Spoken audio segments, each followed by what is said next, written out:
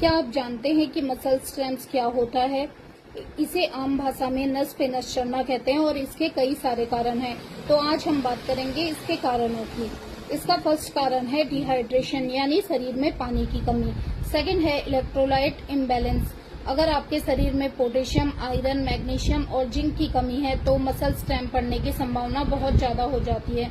Third है heavy workout. अगर आप जिम में या घर पे ही ज्यादा वजन उठाते हैं तो आपको मसल स्ट्रेंथ जरूर पड़ सकता है। फोर्थ है गलत पोजीशन में बैठना, यानी गलत पोस्चर।